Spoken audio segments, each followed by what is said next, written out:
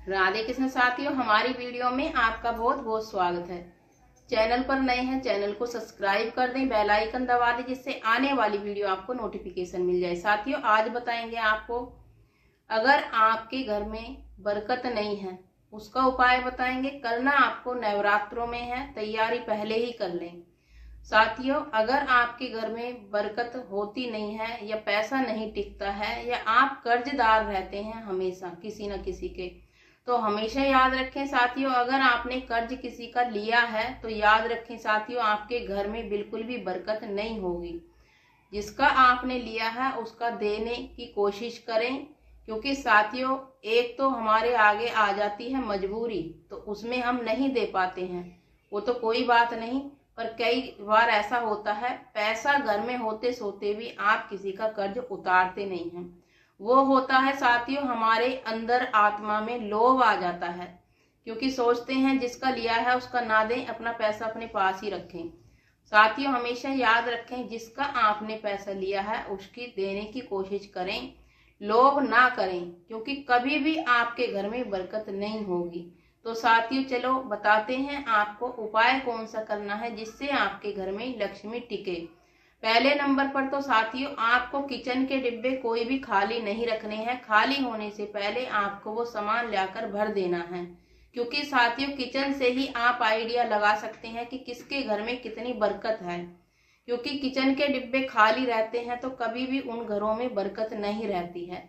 दूसरे नंबर पर आता है साथियों, अगर आपके घर में पानी टपकता है या पानी आप ज्यादा खर्च करते हैं तो आपके घर में बरकत नहीं होगी, क्योंकि साथियों आपका पैसा पानी की तरह ही बहता चला जाता है। याद रखें साथियों। तीसरे नंबर पर आता है साथियों, अगर आप किसी की निंदा चुगली करते हैं, कहते हैं साथियों आत्मा ही परमात्मा होती है, तो आपके बिजनेस में हमेशा घाटा आने लगता है। अगर आप किसी की निंदा चुगली करते हैं, कभी भी आपका बिजनेस फलता फूलता नहीं है, ना ही आगे बढ़ता है। चौथे नंबर पर आता है साथियों, अगर आप किसी का कपड़ा पहनते हैं, यानी कि आप किसी का कपड़ा पहनते हैं, तो आपका जो उनका तेज लक है वो आपके अंदर आ जाएगा। अगर उनकी बदकिस्मती है तो वो भी आपके ऊपर हावी हो जाती है। कपड़ा आपको उन्हीं का ही पहनना चाहिए, उन जिनके अंदर तेज हो, यानी कि जिनके ग्रह अच्छे हों, उनकी आप कपड़ा पहन सकते हैं। हर किसी का आपको कपड़ा नहीं पहनना चाहिए। चौथे नंबर पर आता है साथियों, अगर आपने किसी का कर्ज लिया है तो आप उतारने की कोशिश करें। उन घरों में बरकत नहीं रहती है, अगर कर्ज लेकर बैठ जाते हैं, देते नहीं हैं। जो पांचवें नंबर पर आता है साथियों, आपको सूरज निकलने से पहले पहले जग जाना चाहिए, क्योंकि साथियों हमेशा याद रखें, सूरज निकलने के बाद जो घर की लेडीज या जेंट्स जगते हैं उन घरों में बरकत नहीं होती है। छठे नंबर पर आता है साथियों, बहुत जगह देखा है मैंने, अपने मेन गेट पर खड़े हो जाते हैं और बातें करती रहती हैं लेडीजें। उन घरों में आपको बरकत कभी नहीं मिलेगी। कभी भी घर के मेन गेट पर बैठकर या खड़े होकर आपको बात नहीं करनी चाहिए। बात करनी है तो अपने घर के अंदर बैठकर कर सकते हैं। लेडीजों को कभी भी रोड पर खड़े होकर भी बात नहीं करनी चाहिए, उससे उनके बरकत में कमी आती है और बरकत नहीं रहती है।